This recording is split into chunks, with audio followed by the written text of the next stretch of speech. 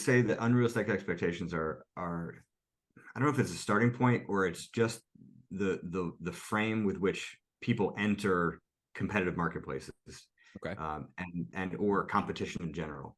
So a lot of times these aren't expectations that are just sort of generated in trading. It's like they've had high expectations of themselves for years, and in many other places outside of trading, it has been a large driver of their success, right? Mm-hmm. Whether it be in school, right, or other jobs.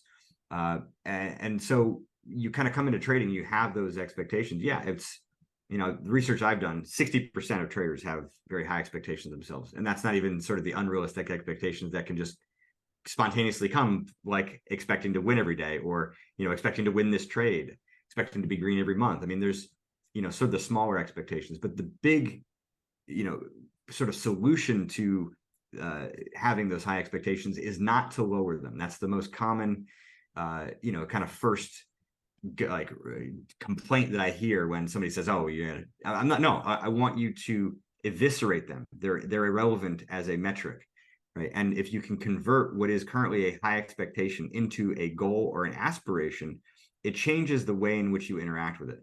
And because high expectations, in their nature, are implied guarantees.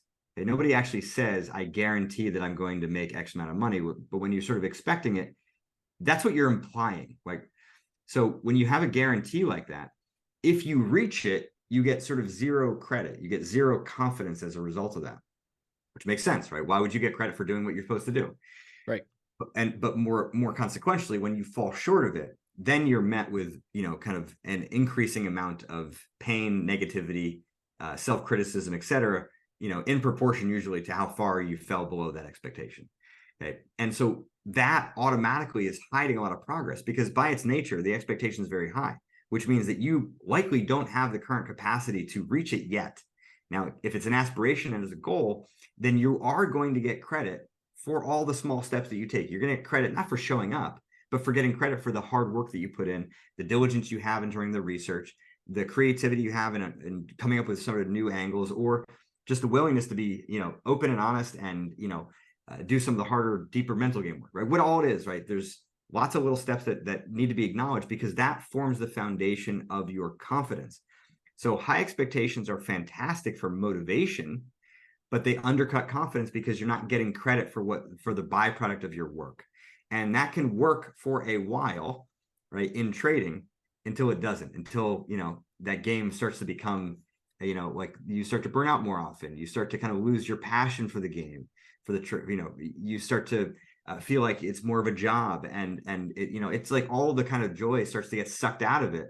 So then you're losing motivation on top of losing confidence. And that can work in other environments where you do fundamentally have more control in the short term, but it just generally is not a recipe for success in trading. And that's not to say that there aren't many traders who have been successful having had very high expectations.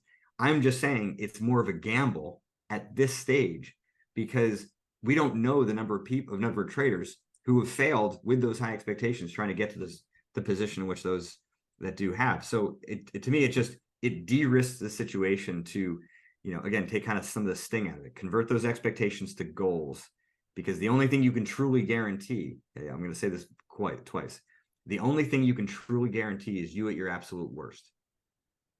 Okay. You can only guarantee your worst performance because you can do that easily, automatically, without thinking at any moment, right? Whether you're It's so bored, true. whether you're drunk, whether you're exhausted, right? You can be at your worst, but you have to earn your best. And that's why it's important to get credit for it and not have that high expectation overshadowing the drive that you're bringing, the diligence that you're bringing, all that needs to be recognized. I feel like that was like the best rant I've ever heard you have. That right there makes this whole episode worth it. Everybody listening, if you agree, you got to make a comment, thumbs up, subscribe, the whole thing. That was perfect, Jared.